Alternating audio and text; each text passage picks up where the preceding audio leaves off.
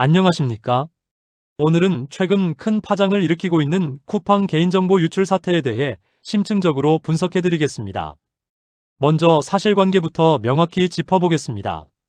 금융위원회와 금융감독원이 발표한 공식 자료를 보시면 이번 사건은 퇴사한 중국인 직원이 재직 시절 발급받은 인증키를 악용한 전형적인 내부자 공격입니다. 국회에서는 이를 두고 이렇게 비유했습니다. 퇴사한 호텔 직원이 마스터키를 반납하지 않고 가져간 채 나중에 몰래 호텔에 들어와서 이 방 저 방을 열고 다니는 것과 같다고 말이죠. 이 비유는 기술적으로도 정확합니다. 보안 시스템에서 가장 중요한 원칙 중 하나가 바로 접근 권한의 즉각적인 회수입니다. 퇴사자의 계정과 인증수단은 퇴사 즉시 폐기되어야 하는데 이것이 제대로 이루어지지 않았던 겁니다. 더 큰 문제는 이 마스터키가 몇 개나 더 있는지 누가 가지고 있는지조차 현재로서는 파악이 안 된다는 점입니다. 자, 그럼 구체적으로 어떤 정보가 유출되었을까요? 금융당국의 공식 발표에 따르면 유출된 정보는 다음과 같습니다. 이름, 이메일 주소, 전화번호, 배송지 주소, 그리고 최근 5건의 주문 내역입니다. 여기에 만약 배송 메모란에 현관 비밀번호를 적어두셨던 분들이라면 그 정보까지 유출되었을 가능성이 있습니다. 물론 모든 사용자가 해당되는 것은 아닙니다. 그런데 여기서 중요한 사실 하나를 말씀드리겠습니다. 신용카드 번호나 결제 정보는 유출되지 않았습니다. 주민등록번호도 마찬가지입니다. 이 부분은 쿠팡과 금융당국 모두 명확히 확인한 사항입니다. 초기에 일부에서 쿠팡에 등록된 카드 정보가 털렸다는 식의 이야기가 나왔지만 이는 사실이 아닙니다. 실제로 300만 원 무단 결제 사례가 보도되긴 했으나 이것이 쿠팡 유출과 직접적인 연관이 있는지는 아직 확인되지 않았습니다. 자, 신용카드 번호도 안 나갔고 주민번호도 안 나갔다면 안심해도 될까요? 아닙니다. 여기서부터가 진짜 중요한 이야기입니다. 유출된 정보만으로 당장 대출을 일으키거나 계좌를 개설하는 것은 사실상 불가능합니다. 현재 금융 시스템은 비대면 거래라 하더라도 신분증 진위 확인, 영상통화를 통한 본인 인증, 주민등록번호 검증, 공인인증서나 OTP 인증 등 여러 단계의 보안 절차를 거치도록 설계되어 있습니다. 유출된 기본 정보만으로는 이 모든 단계를 통과할 수 없습니다. 하지만 진짜 위험은 따로 있습니다. 바로 보이스피싱과 스미싱의 정교화입니다.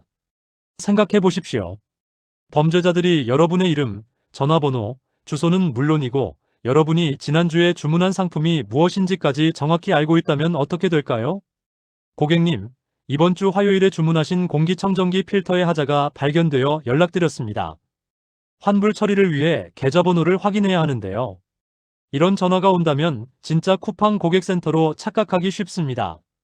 실제로 주문한 상품 정보를 정확히 알고 있으니까요. 이렇게 신뢰를 얻은 후 범죄자들은 추가 개인정보를 캐묻거나 환불 처리 앱이라는 명목으로 악성 앱 설치를 유도합니다. 이 악성 앱이 일단 설치되면 여러분의 스마트폰은 범죄자의 소나기에 들어가게 됩니다. 문자 메시지 가로채기, 은행 앱 실행 감지, 계좌 정보 탈취, 심지어는 원격 조종까지 가능해집니다. 또 한 가지 간과해서는 안 되는 점이 있습니다. 만약 여러분이 과거에 다른 경로로 개인정보 유출을 당한 적이 있다면 어떻게 될까요? 예를 들어 몇 년 전 다른 업체 해킹 사고로 주민등록번호가 유출된 적이 있고 이번에 쿠팡에서 이름, 주소, 전화번호가 추가로 유출되었다면 범죄자들은 이런 정보들을 다크웹에서 거래하고 결합합니다. 서로 다른 경로로 유출된 정보 조각들을 퍼즐처럼 맞춰서 완전한 신원 정보를 만들어내는 겁니다.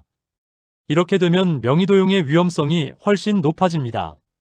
이것이 바로 금융당국이 이번 사태를 계기로 3가지 안심차단 서비스 가입을 강력히 권고하는 이유입니다. 여신거래 안심차단 서비스는 나도 모르는 사이에 내 이름으로 대출이 일어나거나 신용카드가 발급되는 것을 원천적으로 차단하는 시스템입니다. 이 서비스에 가입하면 신용카드 발급, 신용대출, 카드론, 담보대출, 할부금융, 예금이나 적금을 담보로 한 대출까지 모든 비대면 여신거래가 차단됩니다. 물론 쿠팡에서 유출된 정보만으로는 당장 대출이 불가능합니다. 하지만 방금 말씀드린 것처럼 과거 유출 정보와 결합되거나 보이스피싱에 속아 추가 정보를 제공하게 되는 경우를 대비한 선제적 방어막인 겁니다. 올해 10월 말 기준으로 약 318만 명이 가입했다고 합니다. 많은 것 같지만 전체 인구를 생각하면 아직도 대다수가 가입하지 않은 상태입니다. 신청 방법을 말씀드리겠습니다. 거래하시는 은행을 직접 방문하셔도 되고 은행 모바일 앱을 통해서도 신청 가능합니다. 예를 들어 농협은행 앱을 예로 들어보겠습니다. 앱홈 화면 오른쪽 상단에 가로줄 3개가 있는 메뉴 버튼이 보이실 겁니다. 이것을 터치하시면 전체 메뉴가 나오는데요. 여기서 인증보안 항목을 찾으시면 됩니다. 인증보안 메뉴 안에 들어가시면 안심차단 서비스 또는 여신거래 차단 같은 이름의 메뉴가 있습니다. 은행마다 명칭이 조금씩 다를 수 있지만 비슷한 이름으로 되어 있습니다. 이것을 선택하시면 비대면으로 이루어지는 모든 신규 여신 거래를 차단합니다라는 안내 문구가 나옵니다. 약관에 동의하시고 본인 이름과 휴대폰 번호를 확인한 후 차단하고 싶은 거래 유형을 선택하시면 됩니다. 대부분 전체 선택을 권장드립니다. 신청은 5분이면 끝납니다. 과거에는 은행 계좌를 만들려면 반드시 은행 창구를 방문해야 했습니다. 하지만 지금은 다릅니다. 스마트폰 하나면 집에서도 3분 만에 계좌가 개설되는 시대입니다. 편리하기는 하지만 역으로 생각하면 범죄자들도 같은 방법을 악용할 수 있다는 뜻입니다. 비대면 계좌 개설 안심차단 서비스는 내가 직접 은행 창구를 방문하지 않는 한 어떤 금융기관에서도 내 명의로 계좌가 개설되지 않도록 막아주는 서비스입니다. 현재 유출된 쿠팡 정보만으로는 계좌 개설이 어렵습니다. 주민등록번호가 없고 신분증 사본 제출과 영상통화 인증이 필요하기 때문입니다. 하지만 만약 정교한 보이스피싱에 속아서 신분증 사진을 찍어 보내거나 영상통화에 응하게 된다면 얘기가 달라집니다. 실제로 금융감독원입니다. 본인 확인을 위해 신분증을 들고 화면에 보여주세요 라는 식의 수법이 횡행하고 있습니다. 이런 경우를 대비해서 아예 비대면 계좌 개설 자체를 원천 차단해 두는 겁니다. 신청 방법 말씀드리겠습니다. 금융회사를 직접 방문하시거나 금융결제원의 어카운트 인포 웹사이트 또는 거래은행의 모바일 앱을 통해 신청하실 수 있습니다. 신한은행 앱을 예로 들어보겠습니다. 앱홈 화면 오른쪽 하단에 전체 또는 전체 메뉴 버튼이 있습니다.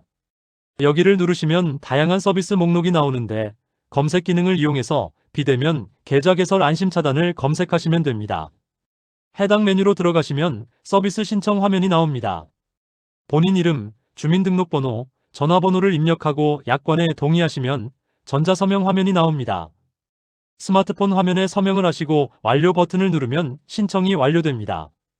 한 가지 주의하실 점은 이 서비스는 신청은 앱으로 할 수 있지만 해제할 때는 반드시 은행 창구를 직접 방문해야 한다는 것입니다.